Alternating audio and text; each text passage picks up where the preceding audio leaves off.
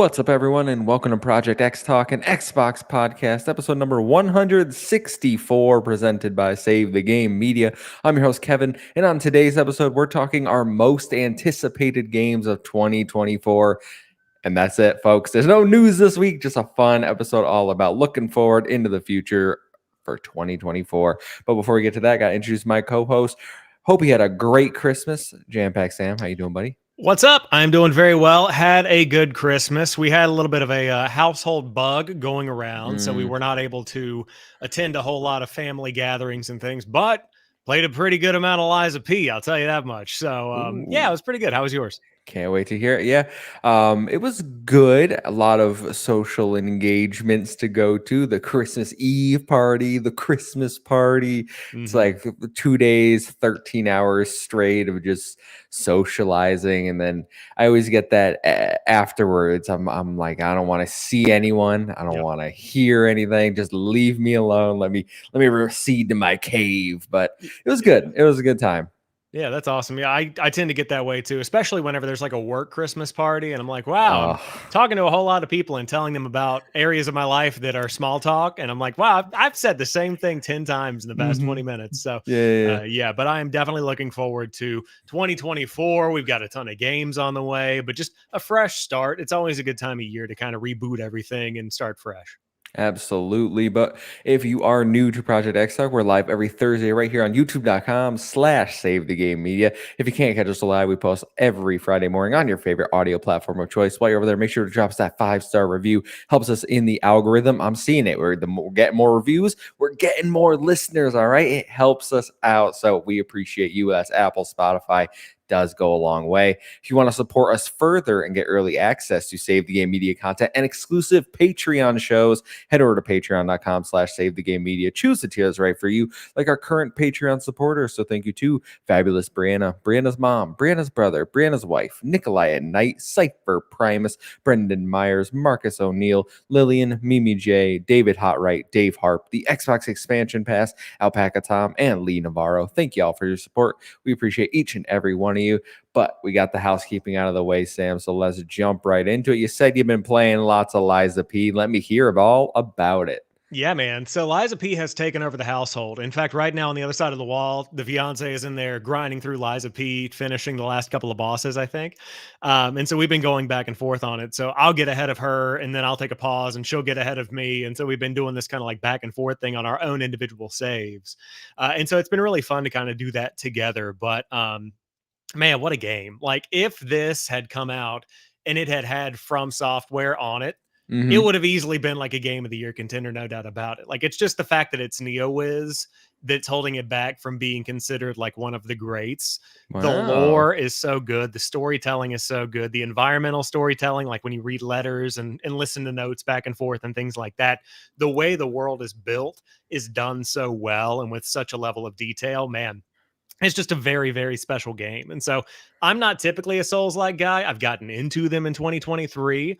And so the more that I play it, the more I get frustrated, but that's like the name of the game. Like I yell and, have a lot of profanity flying around, but it's still a really good time. And so I'm having a great time with it. So I'm looking to wrap that up either tonight, tomorrow, or this weekend, depending on how long, much more I have in the game. I'm like 20 hours in, I think. So yeah. Well, I don't know, but I've heard it's around there from what I've heard people say. And I don't know how difficult the final boss is. I know there's one boss that everyone I've heard on other shows talk about always complains about him, but I think it's an optional boss. Okay. Yeah. I haven't done any research on the bosses. Like I'm just playing the game, like I'm not really getting into it that much, but I love the weapon system and the equipment system.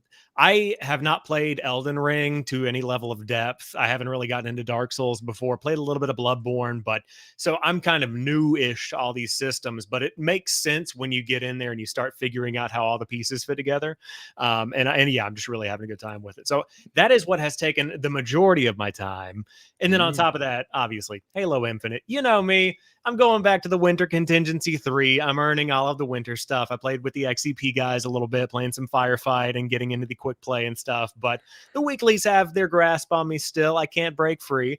So yeah, Liza P and Halo have been my two vices this week. Yeah, I saw you guys in the voice channel over in the XCP Discord playing some Halo, and I was like, man, I wish I could join. It was one of those things. Is like I opened up my phone at like the Christmas party, like what's going on? What's everyone else Yeah. do? Like over the whole, I'm like, oh my god, man, if only. But it's awesome. I really need to find time to jump back into some Halo Infinite, especially with the Yeah. firefight mode that everyone keeps raving about. But there's so many games to play, especially Yeah. with this holiday. I picked up way too many games. I don't know why I did this because 2024, I already have quite a lot of games like upcoming in the next few weeks. Like they're gonna start coming out. But I picked up Ukulele and the Impossible Lair because I was like $3. Yes, like let's go. I picked up Eternites, which was like 15. I picked up just a bunch of other games, and then I got Immortals of Avium for Mm. Christmas, which was the game I wanted for the Christmas list. We've heard you've talked about it. The XCP guys, when we had them on, they talked about it. But I think 3 chapters away from finishing the main story. Okay. All right. I just did Ruin, which was like a pretty good chapter. Mhm. No spoilers, but I really like this game. I think it is beautiful. There is some performance issues, like some frame drops here and there, especially depending on like how many enemies are going on, like the particle effects on the screen.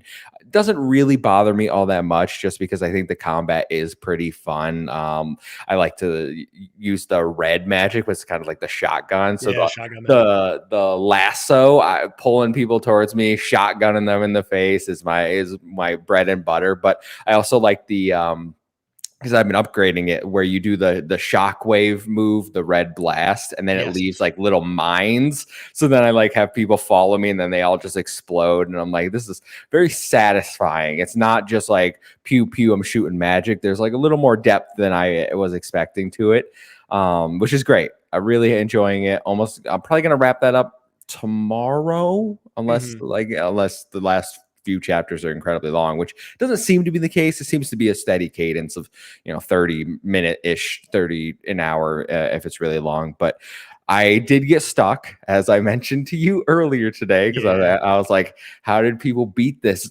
boss? He was kicking my butt, man. It was so infuriating. I tried maybe uh 12, 15 times at least. And there were a few runs in there, I should say, where I got hit right off the bat, and I was like, this ain't the run. And then I just stood there Yeah. and let him kill me. I was like, we're just gonna reload this, try again. Like, I already messed it up. This is a cadence. I need to get the game plan right off the bat, and I didn't do it. But I did beat him. Uh, Nice. after I watched Arsenal lose today. That was what they had to lose so I could succeed. I see. I see. Yeah.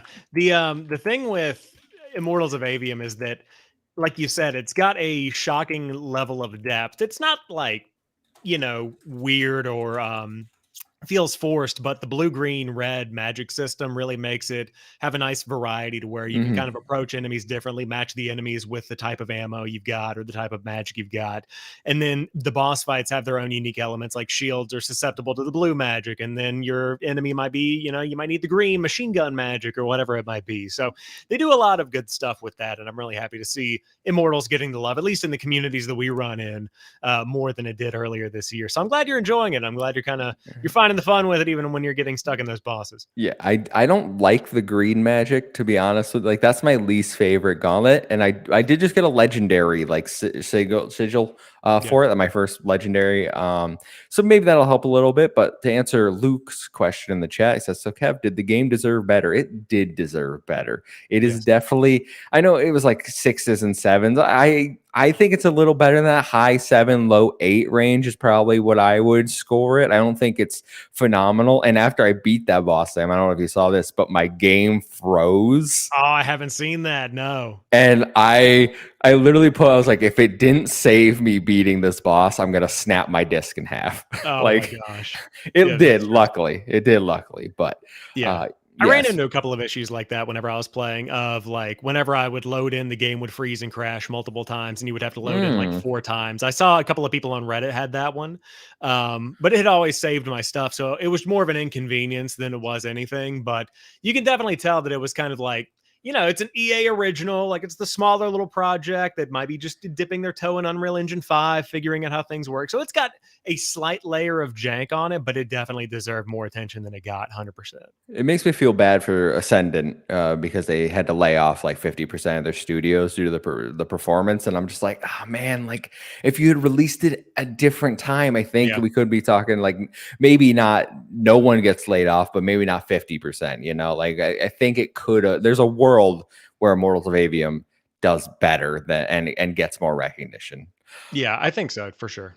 I also have been continuing my journey through the Ratchet and Clank games. So Ratchet and Clank Going Commando, after I beat a crack in time last week, hopped into Going Commando, which is number 2 in the series because I was a little out of order. I was trying to correct that. And I got to the last few planets. I looked at the walkthrough, and I'm gonna be honest, I don't do this often. I'm not going back. I quit the game. No? Oh, This why? this game is infuriatingly difficult at points, Mm. and the difficulty spike is so severe when you get to this planet. All your weapons just feel like pea shooters. And I go online, and of course, you have a few people. Oh, so it sounds like a skill issue, but majority of things I've seen is like you really need to grind in this game. You need to go to the arena, do all the challenges, Uh, upgrade all the guns, and I'm like, I don't care enough to do that, especially because like no other Ratchet game has this sort of like difficulty that I've experienced. So I looked up the ending online. It's fine. I didn't think Going Commando was anything amazing. Like it's probably my least favorite Ratchet game that I've played, but it did make me very mad. Like it's dated. It's a PS2 game. I was playing the PS3 remaster, but it has those checkpoints where like you can lose a ton of progress every time you die. yeah. So I was sitting there banging my head against the wall, like doing the same section over and over, thinking I finally got through it, having almost no health. And I'm like, just got to get to the next checkpoint. Just got to. And then you would die. And I'm like, I'm going to throw my PS5 out the window. Oh, that sucks. Yeah, that's definitely some PS2 level design. I feel like if I remember correctly, Ratchet and Clank Going Commando had, like you said, there was an arena element to it. Was it kind of like Ratchet Deadlocked? Do you remember Deadlocked as I haven't well? played Deadlocked yet. I'm gonna play. It's on the list to play. I hear that one Yeah. is the second hardest. I was googling stuff because I have definitive memories as a kid of going through and having to grind like the arena stuff in Deadlocked. So I Mm. assumed that maybe that element was carried over into Deadlocked from Going Commando. But yeah, I mean, how do you feel about the idea of like if you're not enjoying a game, just don't like it's okay to step away. It's fine. I feel like a lot of people get very invested. Like right now with Liza P, I'm wrapping it up. If I get stuck on a boss, I'm gonna power through it. But like no harm in just like not hating yourself either. If you're not having a good time, spend your time in a way you'll enjoy it. Yeah, so it makes me feel like bad about myself almost, and I know I shouldn't. Like games are for fun at the end of the day, totally. But there is like in the carpool community, I'm known as literally everyone over there, all their hosts, like, oh, Kevin finishes 60 to 90 games a year, which I do. Oh yeah. I do. I finish a ton of games. I take pride in finishing my games because there's a lot of people out there that like don't finish games, and that's totally their prerogative. But for me, I get a sense of pride seeing the credits roll, knowing I have completed it. So to not do it, it did kind of sting me a little. I'm like, I rationalize it because I'm like, it's a game from a bygone era where game design was not that like not fleshed out yet. You couldn't strafe, don't have the movement options that like are Mhm. good. It's a PS2 game after all. So I'm okay with it. Definitely if you're not having fun, it's okay to move on. I do it for very few games. This just happens to be one that that has to be in that category. Yeah, well, I think it's fine to chalk it up as a win. You went back, played a game that, I mean, how many people in 2023 going on 2024 going back to play Ratchet and Clank going Commando? So, like, you're one of the few and the proud. I think you should take your win and keep on trucking through it. It's fine. Speaking of playing games that no one else is playing in 2023, Rock Band 4. There you go. Tell me more about it. Was this a Uh, party game? I assumed it was a It, party party thing. game, yes, Yeah, there we party go. game. So, my friend who lives in LA is in town.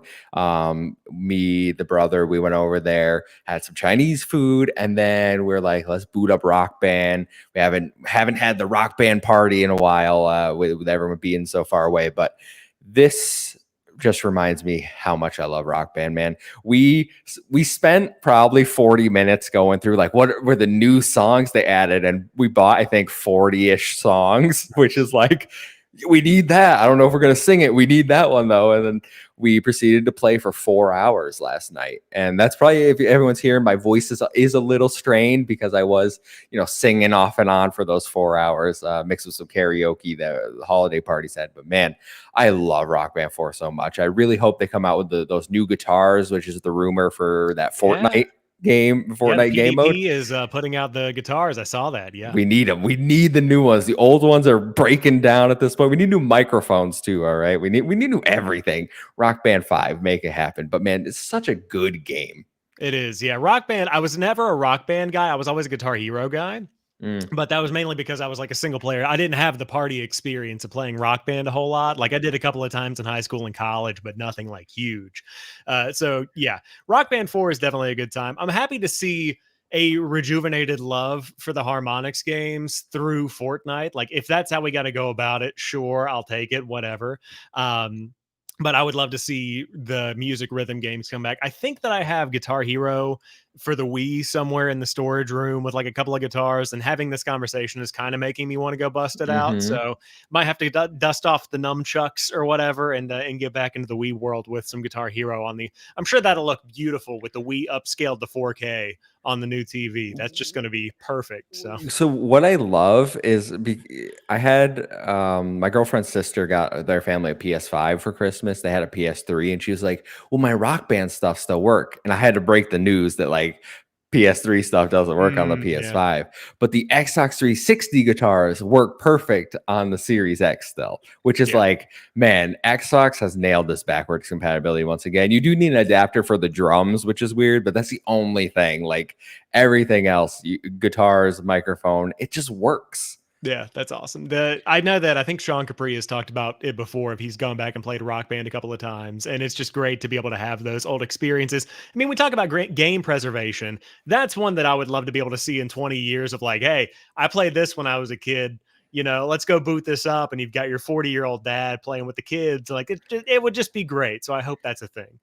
I just want another one, and then just keep as long as you can carry the songs forward. Because no lie, we probably got a Series S worth of songs on Oh on yeah, that Rock Band. 100%. Like so many songs downloaded. But that's what I've been playing this week. Lots of gaming, lots of downtime. Picked up pickleball as well. I'm not familiar. Are you familiar with the sport? It's brand new to me, but I am barely familiar with it. My manager plays it, but beyond that, that's all I got. I've never played it before. Well, it's like tennis and ping pong had a baby, but Oh. it's all right. You're But not Sam, throwing a pickle around the court? You're not just out no, there. I asked No? today, why is this called pickleball? It's a wiffle ball and a ping pong paddle on a tennis court, essentially. But Hmm. what are you doing?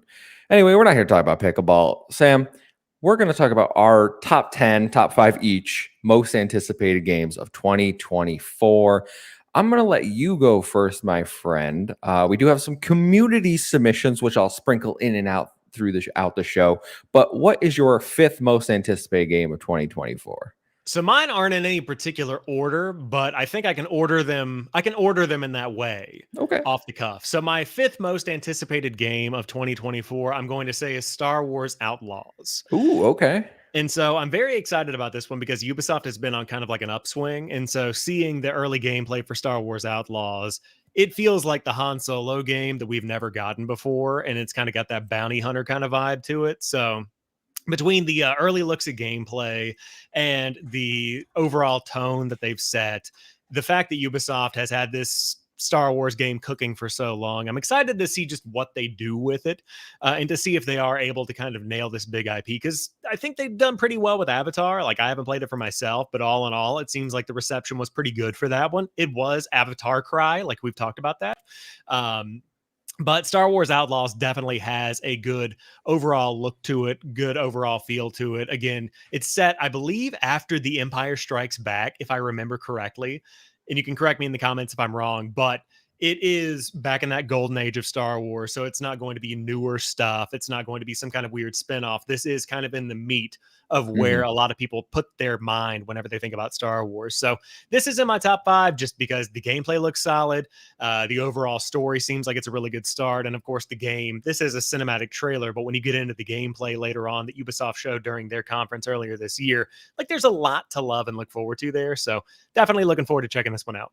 Yeah, the one I put up for our YouTube watchers here was that cinematic reveal trailer. I think from Xbox's showcase. I know they showed a little more at that Ubisoft showcase about a month or so later.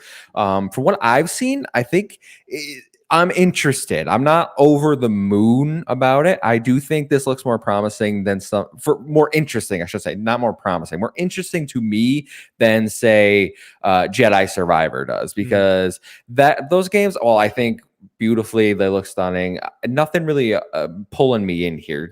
When I'm looking at this, and I don't know if it's in this trailer or not, but there's like that motorbike sequence. I don't think it's in this one, Yeah, I but think that's in the gameplay. yeah, the gameplay for the motorbike sequence really had me. I was like, this looks a lot better than I expected. And this is coming from, is it Massive that's doing the Yes. Division? Is they did the Division, right? Yeah, I'm pretty sure it's the Division people. Let me Google it and make sure, though. Because I liked the Division 1 quite a bit. The Division 2 wasn't my jam. I'm interested to see, and we're seeing it more now, like other studios getting their shot at Star Wars games. EA, well, I think has had a resurgence with the Jedi series, and they fixed Battlefront 2, and we've seen some things come out of there.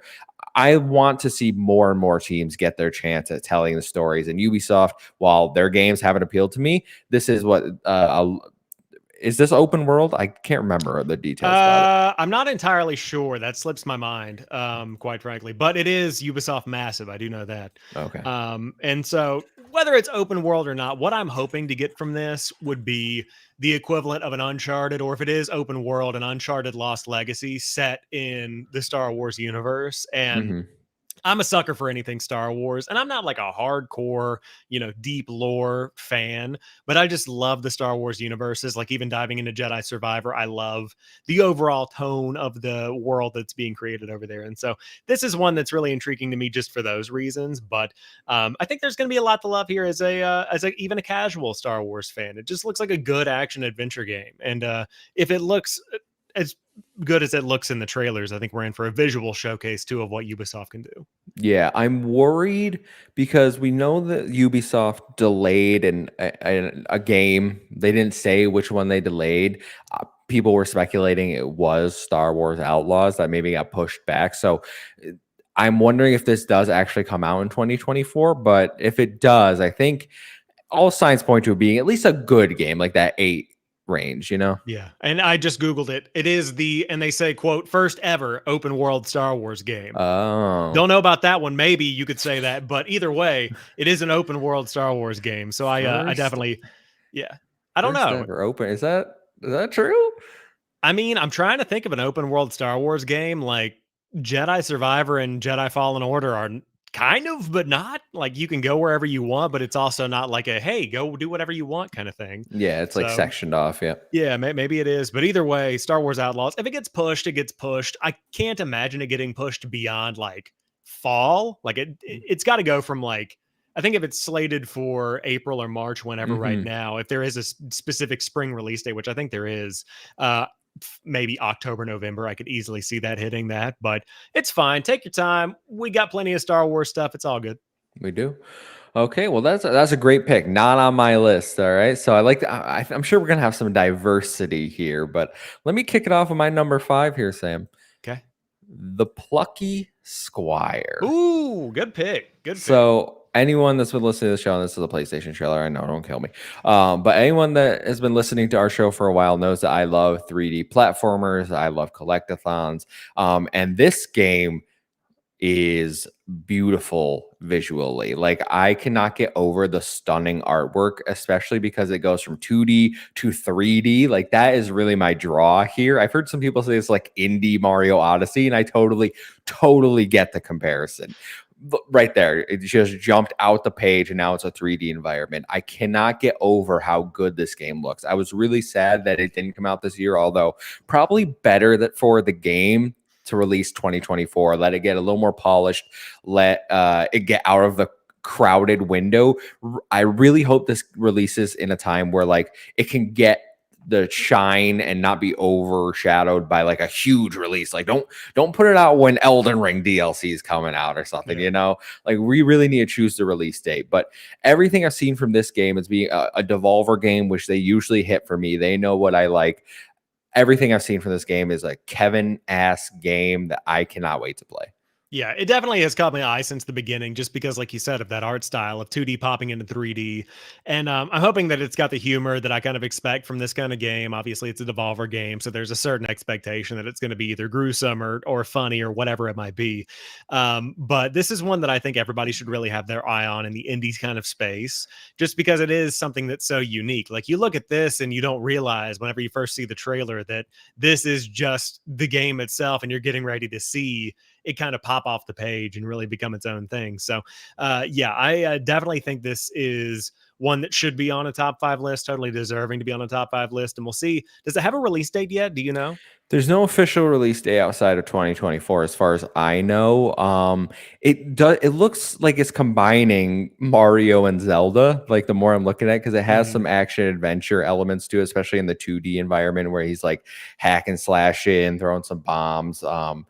Yeah, like, oh my god, man! If you're an audio listener, I'm sorry, you're not seeing the glorious visuals that we're looking at here, but it just looks like a very creative game, and this is what I want from the space. Like, sure, this probably doesn't have a AAA budget, but the money they're working with here, they are making sure they get the most out of what they have and really pushing like the envelope and innovating in the space. Yeah, this is the beauty of what I want to see from gaming, where it is like you've got a super unique idea. And I think that over the past few years, we've seen a lot of companies like try their hand at a battle royale or an extraction shooter, and they're like trend chasing. Meanwhile, it's games like this that I feel really can make an impact and really stand out by like, I've never seen anything quite like this before Mhm. on this level. And I'm really looking forward to that one too. So good pick.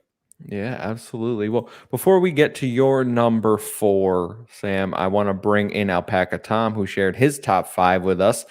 Number 5, he has Stalker 2 on his list, which is Ooh. slated for Q1 2024. Star Wars Outlaws, also joining us, is number 4. Aiden Chronicles 100 Heroes is his number Mm. 3. Dragon's Dogma 2 takes his number 2 slot, and his number 1 most anticipated game, Like a Dragon Infinite Wealth, which releases in under a month. It's coming soon, coming That's soon. January is here, folks. All right. Yeah. Everybody's like, oh, we got time. No, we don't. The game releases are getting ready to come back. Yeah, they're getting ready, which leads me into my number 4 pick, which Alpaca Tom mentioned, Stalker 2: Heart of Chernobyl. That is my number 4 most Oh. anticipated, just because it's been such a long time coming. Like, this is a game that has had a huge legacy. Obviously, the developers are in the middle of the Ukrainian war right now, just out there. I think they've actually lost a couple of team members and they've had to delay a Mhm. couple of times, which is totally understandable. Like, no one's mad about that kind of thing because, like, it's a life or death situation out there. So it's finally happening, finally coming out. If you are into Metro, if you are into Fallout, a blend of those together, this is going to be a game that you definitely want to keep your eye on. I mean, visually, it looks incredible. I know this is one that Xbox has used multiple times to kind of showcase during their events and say this is what Xbox is capable of. They've used this as kind of a visual centerpiece for a lot of things. I have hesitations that maybe this could be 2024's Atomic Heart, where Ooh, don't it's say that got to me. I know, but I'm just setting the tone of like I'm always somebody who'd rather be disappointed but expected to be disappointed, or alternatively, I expected to be disappointed but then I'm surprised and happy with how things turned out. I do not think it will be that, just because there's been such a high level of hype for this one, but It has the potential to be that. I don't think it will be, but it has the potential. But stalking around, no pun intended, it's in the title. But stalking around, shooting people, sneaking up, finding your play style, it just looks really, really intriguing to me. I love the world building they've done here, and the lore behind it. I know I put out a video on TikTok that's gotten a ton of traction of people talking about the books that the Stalker series is based on, or the movies, or whatever. Everything that's come to fruition with Stalker 2. And so I'm just glad these devs are finally able to get this game out, and I'm excited to see what the final product looks like when it lands on Xbox and day one Game Pass game. So, like, not that that's integral for any big game coming out in 2024 to land on Game Pass to be Mhm. successful, but if you're on the fence about picking it up or diving in on day one, that makes your decision a little bit easier. So that's my number 4 pick for 2024. I think Stalker 2 is a great pick. Again, didn't make my list. I do think the game looks really good. I don't know anything about the Stalker franchise. I never played the first one. What really sold me was that trailer where we saw like that electric gun using like the power Hmm. lines and zapping people. I thought that looked awesome. The gameplay, the visuals really do look like something that I could find myself enjoying. I just worried that the story might not click with me because I've tried the Metro games before and I don't enjoy my time in that world. I think it's so bleak and boring and something just doesn't click with me about those games. And if you like them, great. I hope Stalker isn't that for me because I really do want to play this, enjoy it, and reward the developers who have literally fought through a war to get this game out. Like that would be awesome, like a fairy tale ending if the game comes out to critical and commercial success, like rewards them for all the struggles that they've had and the hardships. I want the game to succeed. I hope it does. It looks really good, really promising. Yeah, I agree. I hope that it lands really well. I totally understand. It is going to be bleak. Make no mistake. This is a bleak world they're creating, and it is going to be very Metro Fallout. Like, man, this is kind of depressing. But I definitely have high hopes for that one. So we'll see where it pans out. Well, my next one isn't quite as bleak, depressing, a little more colorful, I'd say. That is Metaphor Refantasio Ah, coming fall 2024 from the people that made Persona 3, 4, and 5. This is over at Atlas, Sega's publishing, obviously, but JRPG guys, all right.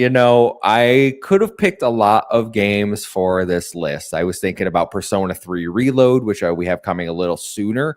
But if I'm being honest, this one has me more excited than Persona 3 Reload.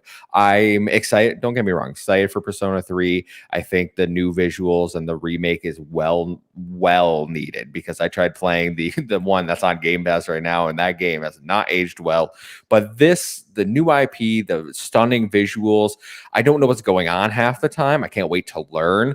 But like the whole fact that it's like more of a fantasy element really has me invested because I do like fantasy more than say modern setting. It just appeals to me more. I like that whole thing.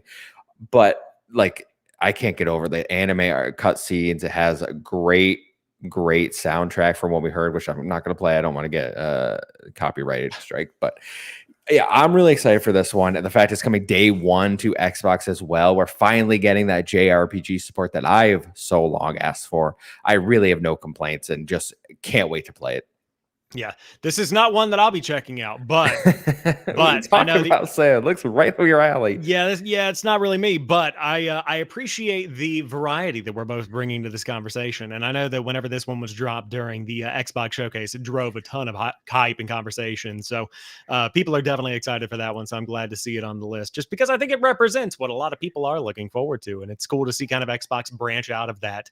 Um, I I guess bro shooter type of tone they've had for the past 15 years up until the past couple of years, really. Yeah, and the fact it seems to be combining action and turn-based combat, which I think is good because a lot of people get put off by turn-based combat. Like they either don't Mhm. have the attention span for it, they think it's boring.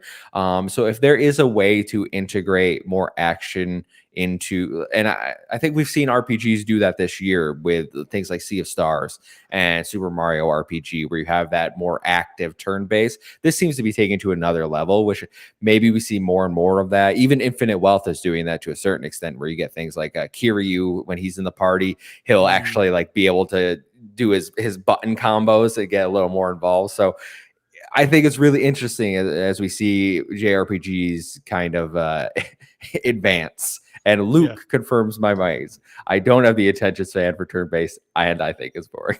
Yeah, I mean, I think that's really an interesting observation because games do have to change to kind of match the expectations that modern players have. We talked last week about Halo and how that's kind of evolved a little bit. You know, is Halo going to be able to meet if we were to merge all the games into one big launcher like Call of Duty is?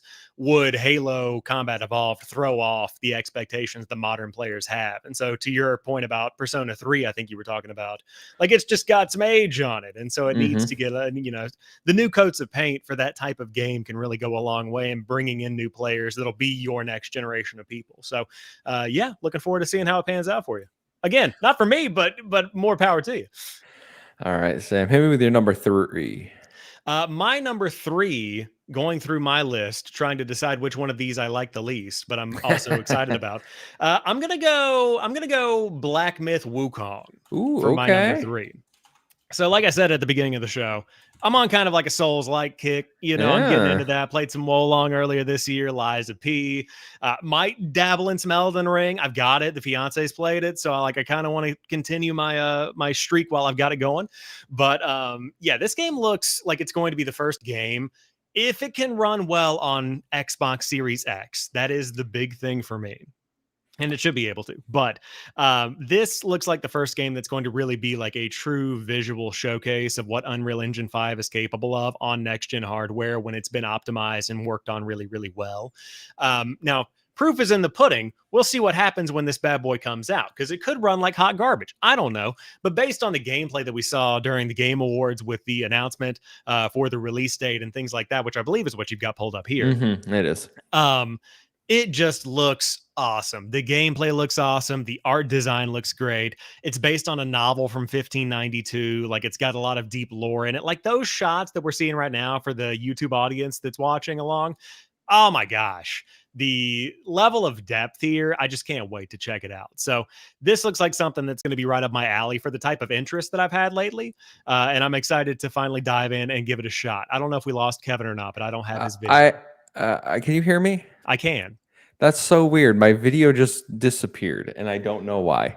Well, we still got Uh, the gameplay, so that's what the people want, you know. yeah, the gameplay is here. I'm not sure what to do about it, folks, because I'm the host, so I can't leave and rejoin without kicking everyone else. Um, I'll give my thoughts about Black Myth Wukong because I actually almost put it on my list. The Ooh, thing nice. that kept it off my list is the fact that it apparently is a Souls game, more difficult, which I don't know if it'll click for me. I'm really torn because I think visually it looks stunning. I love the weird monster designs that we're seeing in the trailer right now. Just the combat, fast, fluid, stylish, like those are things that I love in action games. And the game, I can't say enough. Like, I thought it was going to be shovelware when it was first revealed Yeah. 7 years ago. I was like, this is never coming out. And every trailer just gets closer and closer to it actually coming out. And now we have a date for August 2024. The game has honestly surpassed all expectations, I think, for what I'm looking at. But it does rely on what you said, where it needs to run well on console. The trailer we just watched was captured on PC. If it doesn't run well on Xbox Series X and PS5, there's going to be some issues because that is what I think a lot of people want to play this on.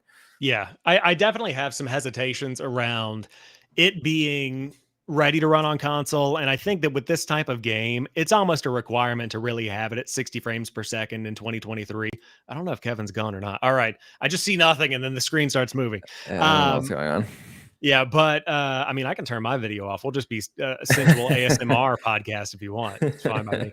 But I definitely I hope this game runs at 60 FPS. It's okay if it's upscale, but I think with an action game of this caliber, you've got to have that fast, fluid motion. And I feel like if Wolong can do it, Wukong's kind of pushing the boundaries a little bit more, but it should be possible.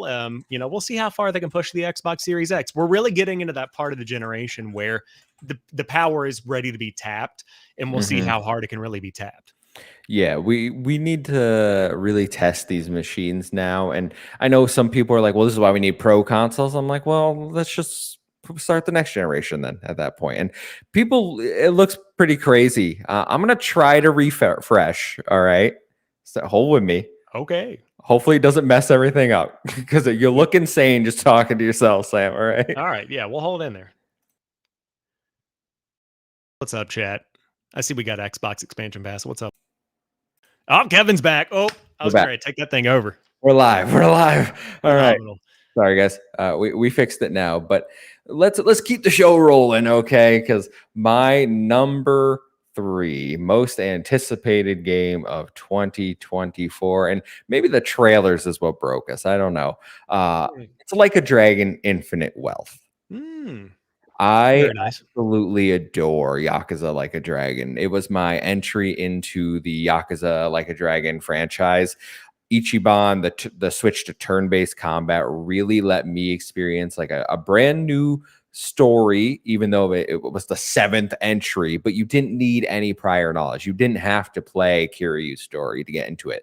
You probably were better off, like you had some Easter eggs, but this is my guy. Like this is the Yakuza I know, and I'm excited to see the next chapter in his story. And the fact that we've now crossed over with Kiryu, and I've played Like a Dragon, the Man Who Erased His Name, which wraps up his story and then leads into Infinite Wealth along with 7. Like you see that crossover happening, just gets me more excited. They're doing so much in Infinite Wealth. You have an Animal Crossing style mini game where you ride a dolphin to an island and then like get to farm and stuff. Or there, I don't know how much I'll be doing that. I want the business management game back, but I can't wait to see like, why is he in Hawaii? What are we doing here? I know very little about the story because once I'm invested in a game, I'm like, I'm going dark. I don't want to know a ton about it. I've seen a few trailers, but man, these are soap operas and they draw me in every time. And I love every single minute of it. I saw recently that they said the main story was going to take 65 to 70 hours.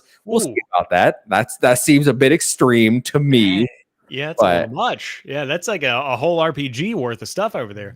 Yeah, that's crazy. Yeah, that's a whole lot. I think that as somebody who doesn't play the Like a Dragon games and things like that, it's still cool to see Xbox throw themselves into it and really make, especially Yakuza at the beginning of the generation, whenever I think it was 3, 4, and 5 came to Xbox at the beginning. Yeah. But like to see them make that franchise more of an identity of Xbox, like to bring that more into the fold and add it to Game Pass and things like that. That's been really awesome to see. And so seeing this next one come out and land is just continuing that trend and continuing to expand their horizons and kind of break out of that identity like I was talking about earlier. I think it's really cool. Yeah, I think Xbox and Sega clearly have a good relationship where they seem to have this model set up where they'll release a game and then 6 months to a year later they'll put that onto Game Pass when the next one's coming out. Like we saw Yakuza Like a Dragon go on to Game Pass, and now we're getting Infinite Wealth. We saw Ishin come into Game Pass after being out for like 6 months. Like a Dragon Gaiden launched day 1 into Game Pass, and that kind of leads into Infinite Wealth. So you see their strategy where they're like, hey, we're giving you a lot of the backstory free of charge with your subscription service. And now you can pay for our brand new title, or you can hold off, you can wait because eventually it's going to come into Game Pass, but we're probably going to have our next one ready to come out. Yeah, I think that makes a lot of sense. I hope with the relationship with Sega. And again, I want to preface this by saying none of these games have to come to Game Pass day 1 or have to come at all. But it would be great to see like the return of Jet Set Radio and Crazy Taxi and all of the upcoming Sega Golden games. Axe. Yeah, like all of those to come to Game Pass just to give them a little bit of a bump and be like, hey, you remember Crazy Taxi, right? Well, here it is on Game Pass. You remember Jet Set Radio? Bomb Rush Cyberpunk, don't you? You know, like that you played that game. This is what that was based on, and like you can kind of build it up that way. But I would love to see more games come to Game Pass, like any other player would. Never necessary, but it is cool to see that setup, like you were talking about. That's really nice.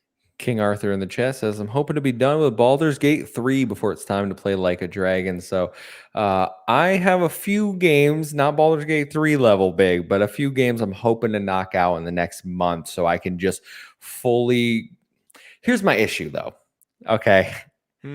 Like a Dragon Infinite Wealth comes out.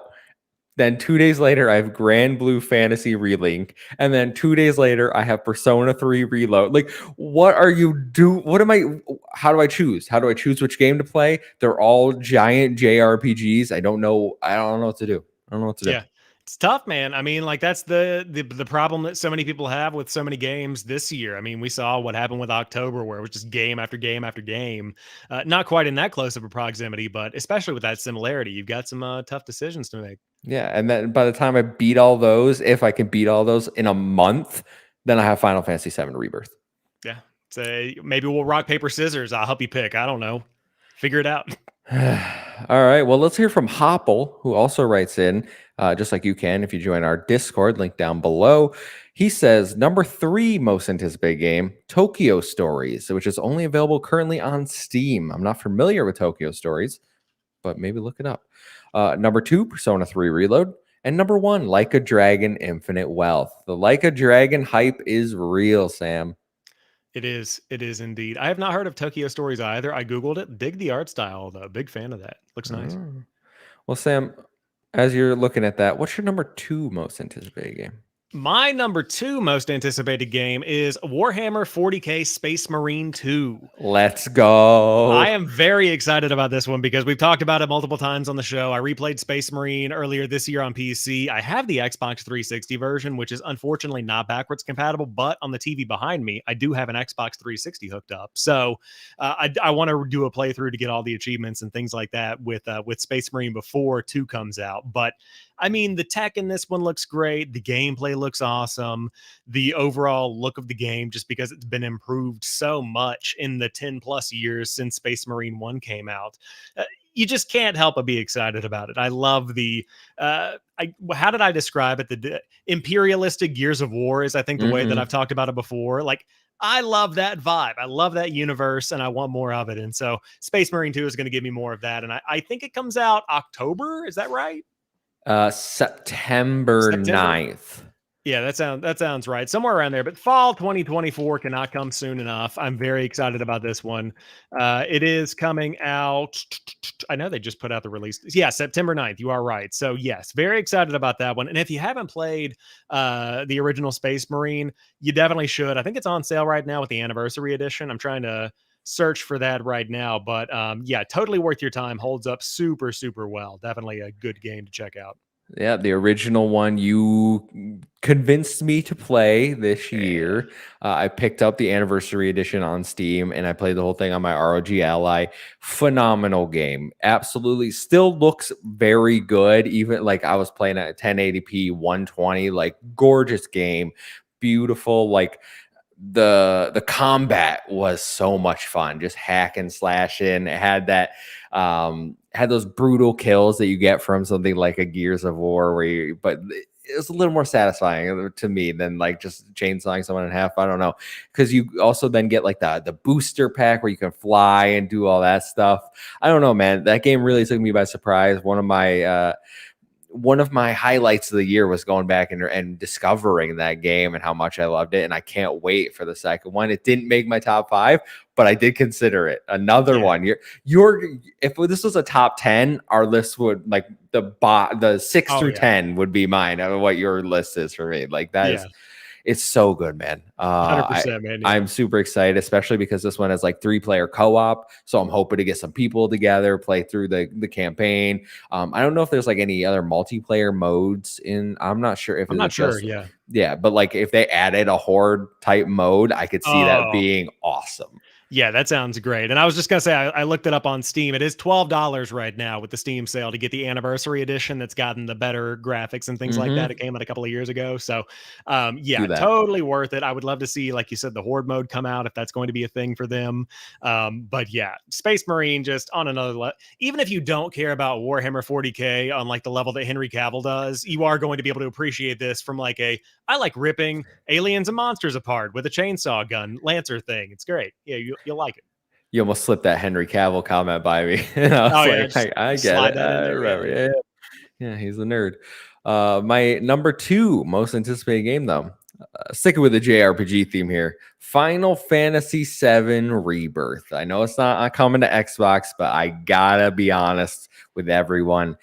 This game, I am so excited to play. I liked Final Fantasy VII Remake. I'm in. What I like about Final Fantasy VII, don't like it. Shout out my boy Savoy Prime. He does not like the remake. I like the remake if you think of it more as a sequel, because while they keep some things the same, there are those changes, and then it kind of steers off into like almost an alternate reality, like branching timelines. And I'm a sucker for that kind of Yeah. storytelling. Like, if you're like, oh, this game from 30 years ago suddenly gets like a quote unquote sequel hidden in its remake, like that is phenomenal to me. So I cannot wait to see where they go from here. The initial trailer that they put out during that Square reveal when they showed everything, I have so many questions. I don't know who is going to like. Are they going to keep that big moment the same? Are they going to change it? Are they going to ignore it?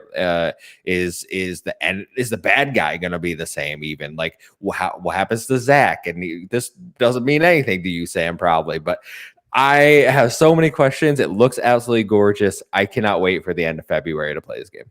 Yeah, I also you gotta let me know what happens to Zach because I'm dying to know. Yeah, I have no idea. Yeah, I've never yeah. played Final Fantasy. Don't plan on playing Final Fantasy, just because that seems like it's very impending and probably not something I'm into. Fiance's super into it. She was like, Nice. Let's do you have go. it?" When we met, she was like, "Do you have a PS5?" I was like, "No," or I guess it was before the PS5 came out. No, it was after the PS5 came. But anyways, didn't have a PS5, so now she's just playing Liza P on Xbox Game Pass instead of playing Final Fantasy VII Remake and Rebirth Mm. and all that.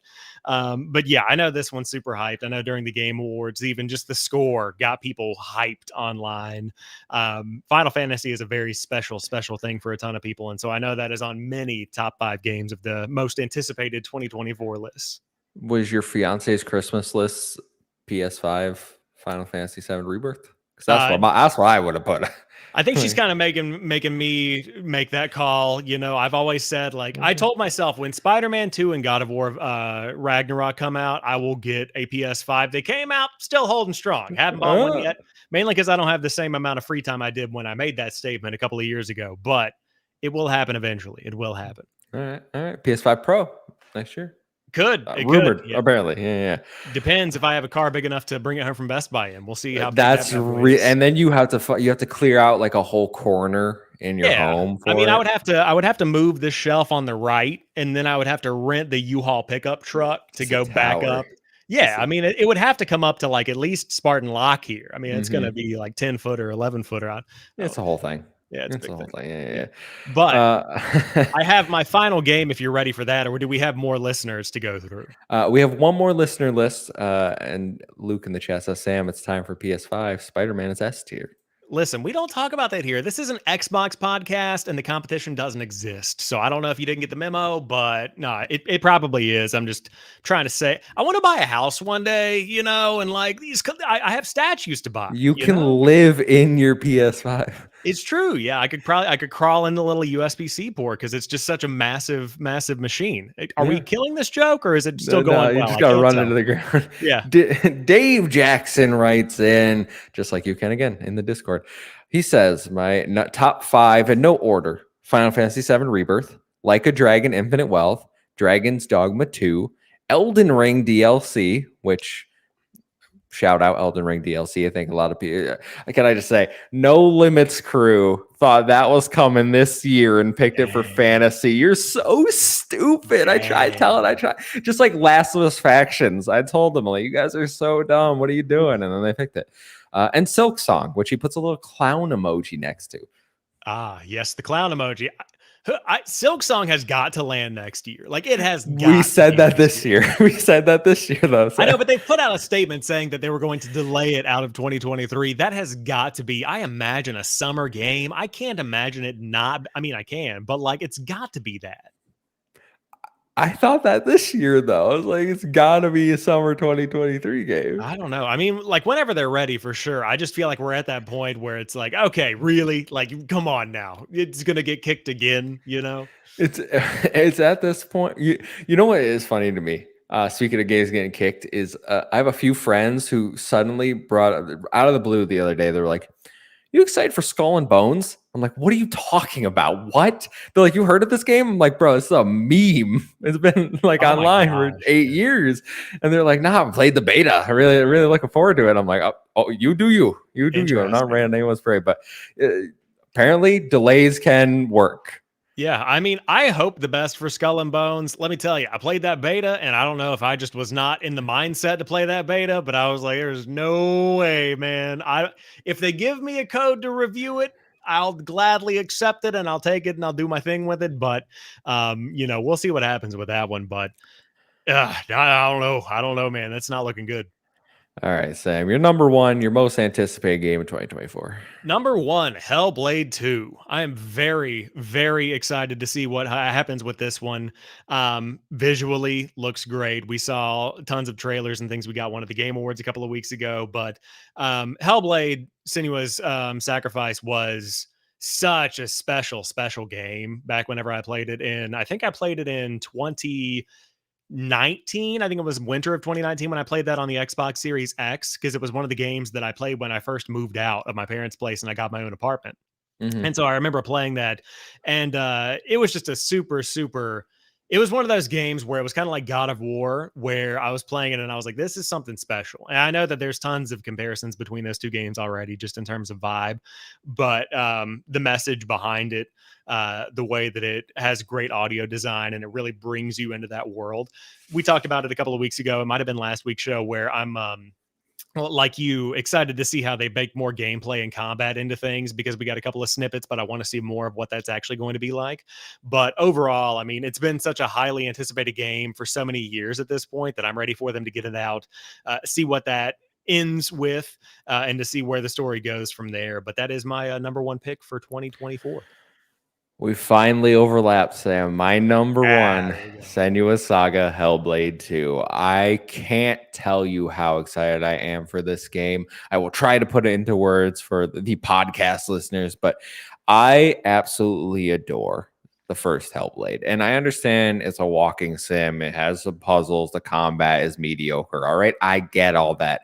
But if you look through all that, there is a gripping narrative story that tells an emotional tale of someone dealing with a serious mental illness. And when I played this game, 2018, 27, I think it's 2018, around there. I've told this story before, but I'll tell it again. The Xbox One generation had burned me so bad. I was like, maybe games just aren't for me anymore. Maybe I won't play games anymore. And then I played Hellblade and I was like, nope, games are still awesome. Games can be Yep. amazing. The audio design, the narrative, games can truly be something special. I was just playing the wrong games. I wasn't expanding enough during the last generation.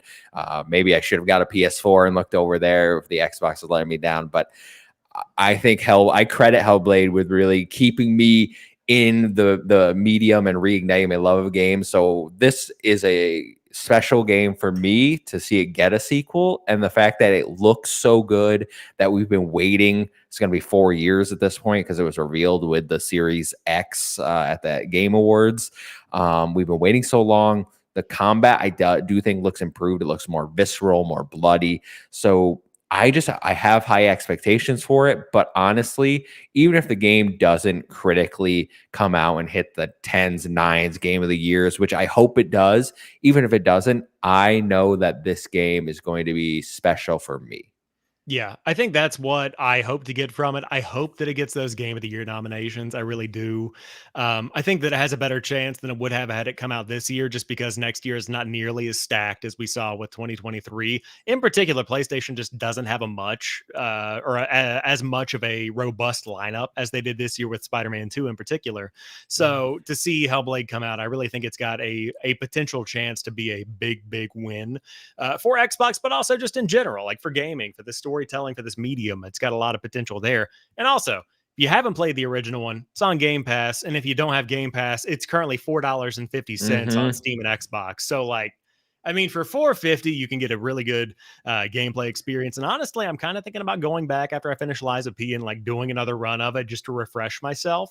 Yeah. Feels like a good end of the year game for some reason. I can't tell you why, but it's a good like late December, early January kind of feel good, cuddle up on the couch with a It, blanket and grind through that one kind of thing. It's because it has that Nordic look to it. Like it True. looks it looks cold. All right, it It looks does look cold. cold. Yeah, yeah. No, I went back and replayed and finished up my 100% achievements when they got that Series X and S patch to run at 120. So they did upgrade it if you want to grab it on Ooh. Xbox or play it through Game Pass, however you want. But it really is a phenomenal game, and I cannot wait for the second one because everything we've seen says like this should be a huge game for Xbox. I think some people really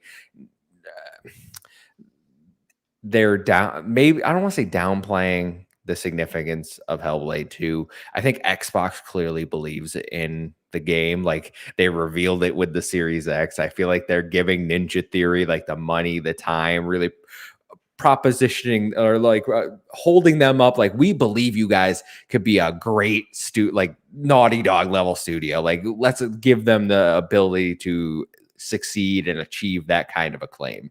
Yeah, I would love to see that because I feel like we're not that we're hitting a point where the legendary studios are faltering by any stretch of the imagination, but I would love to see, in particular, Ninja Theory grow into that Naughty Dog kind of notoriety. And it would be awesome to see I said Halo because I was thinking about 343. I would love to see an Xbox studio grow into that thing where it's like these guys are legendary. Not to Hmm. say that there aren't already those in there, but to that point of like, when you see Naughty Dog pop up on the screen or you see Sony Santa Monica pop up on the screen, you're like, oh my God, this is it. And I want Ninja Theory to hit that with Hellblade 2 for me. And I think that they have the potential to do that. So I really want them to hit that level. Yeah. Well, that is our top 10, really top 9, I guess, because we both had Hellblade 2, but top 10 most anticipated games of 2024. Let us know your top 5, top 10, however many you're excited for down in the comments below on YouTube. Sam, thanks for hanging with me for our last show of 2023. You Yeah. joined this year. How you feeling, man? You gonna Dude, stick with me? I am going to stick with you. And I've been thinking about it a lot and like joining, Save the Game Media and being able to sit here with you every week and talk about Xbox. It's been really nice because I've been podcasting for a really long time, but I haven't done it with a co host and been a co host Hmm. on a show before. And so it was different going into it, but like we've had awesome conversations. We've got a great energy. It's just fun talking Xbox with you every week. And so I'm really Yeah. thankful for 2023, looking forward to continuing it in 2024. And it's just a great time to be here with my friend Kevin, digging games and having a good time. So I appreciate the opportunity. Yeah, no, absolutely. It was one of those things. When I reached out, I was like, I hope he says yes, and then you did. And everything just seemed to come together. And I've heard, I know. Oh, Mr. Badbit in the chat. Speaking of which, I know Joe was giving compliments to you and me and X Talk when I was over on the console war room recently on his Patreon. Go check out the trophy room if you haven't. They also did their top 10 most recent games Nice. this week. So you can have a little Xbox then PlayStation flavor. But yeah, I'm really glad that you're here, that we get to do this show because I love just the conversations we have to round out the year. Like our conversations have been great. I feel like we really hit a stride, especially the last few months. I would say like some of the news, some of the gaming analysis. It's great. I cannot wait for 2024 hanging with you every week, man. But why don't you let people know where they can find you until the new year? Yeah, yeah. You can find me JamPackSam everywhere: TikTok, YouTube, Instagram, Twitter, Threads, any other social media platform that's out there. I'm probably rambling about video games into the void like most other people are. But hey, I'm having a good time doing it, so no complaints there. Yeah, that's right. That's right. And you can find me over on X Twitter at the Muffin Mon. It's a 1 7 I and own 7A. Follow us at Save Game Media to stay up to date with all the latest. And actually, I want to let everyone know, please come join the Discord because Twitter sucks. Like links kind of suck at the no one sees them anymore. Okay. So like come join the Discord. We post all the links in there. You know when we go live, we know when we post new stuff. All right, everyone, come hang out. Appreciate you. In 2024, we'll see you.